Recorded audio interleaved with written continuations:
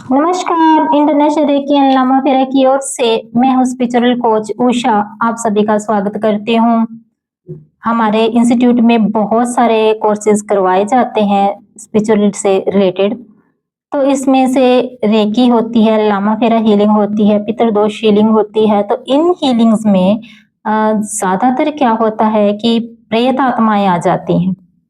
तो लोगों के ये क्वेश्चन होते हैं, लोग इन चीजों से बीमार भी हैं लेकिन फिर भी ये क्वेश्चन करते हैं, क्या ये सच में होती हैं? क्या आजकल भी ये चीजें होती हैं? कईयों का क्वेश्चन तो ऐसा होता है कि आजकल भी आत्माएं होती हैं। आजकल आत्माओं से क्या मतलब है कि शरीर बिना आत्मा के चल रहा है? ऐसा नहीं होता है। आत्माएं होती हैं, अच्छी भी होती हैं, बुरी भी होती हैं।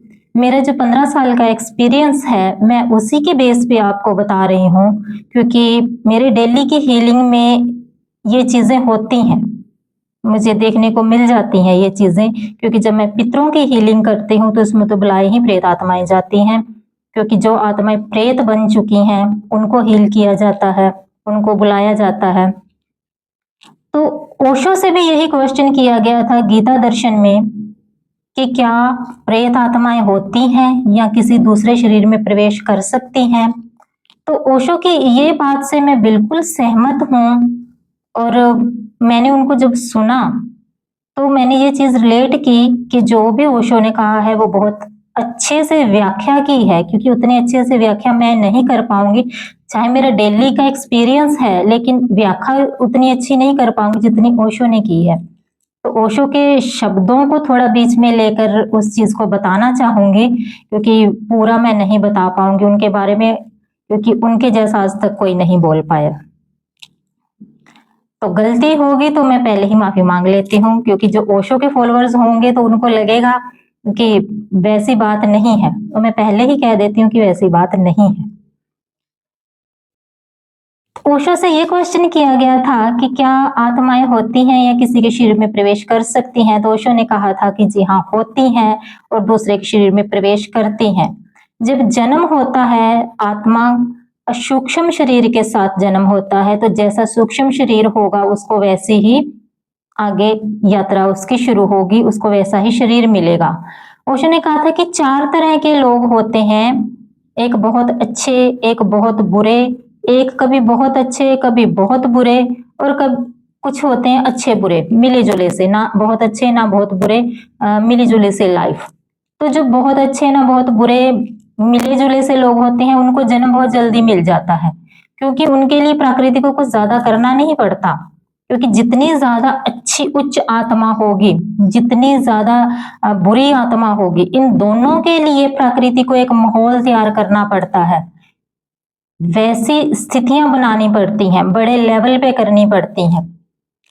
जो नॉर्मल जिन्होंने पैदा होना है, अपना कमाना है, खाना है, शाम को घर पे आके बच्चों के साथ खेल के सुबह उठ के अपने काम पे चले जाना है, नॉर्मल लाइफ जीनी है, उनके लिए दोबारा जन्म लेना कोई मुश्किल काम नहीं है, क्योंकि उनकी यात्रा ऐसे ही चल रही है, उन्होंने वैसे ही यात्रा करते रहना है, कोई ज्यादा फर्क नहीं पड़ने वाला उनको।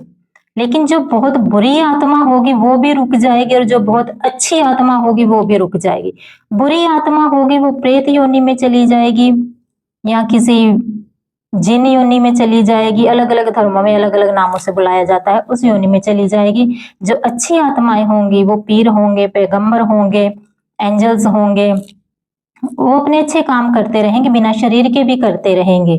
क्योंकि जो बुरी आत्माएं होती हैं वो अपनी वासनाएं पूरा करने के लिए शरीर ढूंढती हैं। जो अच्छी आत्माएं होती हैं उन्होंने जीते जी ही शरीर की कई सारी वासनाएं खत्म कर ली होती हैं, तो उनको शरीर की इतनी जरूरत नहीं होती है, वो बिना शरीर के भी अपने काम कर लेती हैं। तो जो बुरी आत्माएं होंगी वो किसी दूसरे शरीर में प्रवेश करने की कोशिश करेंगी, उसके थ्रू अपनी इच्छाएं पूरी करने की कोशिश करेंगी। तो आपके शरीर में वो आत्मा कैसे प्रवेश कर सकती है? जब आपका ऑरा सिकुड़ेगा, जब आप बहुत ज़्यादा टेंशन में हैं, बहुत ज़्यादा डिप्रेशन में हैं, आप बहुत ज़्यादा सोचते हैं, बहुत ज़्यादा इमोशनल हैं, जब आप एक ऐसे ही वाइब्स में रहते हैं जहाँ पे आपको नेगेटिविटी फील होती रहती है, आप नेगेटिव होते जाते हैं, तो आपका ऑरा सिकुड़ता जाता है। तो जितना ऑरा सिकुड़ेगा, जितना सूक्ष्म शरीर सिकुड़ेगा, उसमें स्थान बन जाता है। उस स्थान में कोई दूसरी आत्मा आकर अपनी इच्छाएं पूरी करना चाहेगी आपके शरीर के थ्रू। तो कई बार तो ऐसी आत्माएं होती हैं जिनको सेक्सुअल लेडीज को बहुत ज्यादा हरेश करती हैं, तो उनकी इच्छाएं वासनाएं होती हैं, वो किसी भी शरीर से पूरा करना चाहती हैं। तो जो बहुत अच्छी आत्माएं होती हैं, जैसे हम लोग हीलिंग करते हैं, उसमें आके हमारी हेल्प कर देंगी। कोई बहुत अच्छा आदमी कोई अच्छा काम कर रहा है, उसमें हेल्प करेंगी, एंजल्स आके हेल्प करते हैं, तो वो अच्छी आत्माएं होती हैं। जब अच्छी आत्माओं ने जन्म लेना हो तो प्रकृति को वैसा ही माहौल तैयार करना पड़ता है, वैसा माहौल होना चाहिए, क्योंकि उन आत्माओं की यात्रा बड़े लेवल पे होती है। वैसे ही सारी पृथ्वी पे वो सारी चीजें करनी पड़ती हैं प्रकृति को, तब जाके उनका जन्म होता है। अब इसमें आप ये देख लो कि ओशो का जन्म बहुत सालों बाद हुआ था, महात्मा बुद्ध का जन्म बहुत सालों बाद हुआ था, क्योंकि ये उच्च आत्माएं थी। इन्होंने प्रकृति के लिए, इन्होंने ब्रह्मांड के लिए बहुत कुछ करना था, पृथ्वी के लिए बहुत कुछ करना था, तो वैसा माहौल तैयार किया गया था इनके लिए। तो जैसे जैसे अगर आपकी आत्मा सिकुड़ती जाएगी, आपका ऑरा सिकुड़ता जाएगा, सूक्ष्म शरीर सिकुड़ता जाएगा, तो आपका लेवल नीचा होता जाएगा। और जैसे जैसे ये फैलता जाएगा, ये पूरे ब्रह्मांड तक फैल सकता है।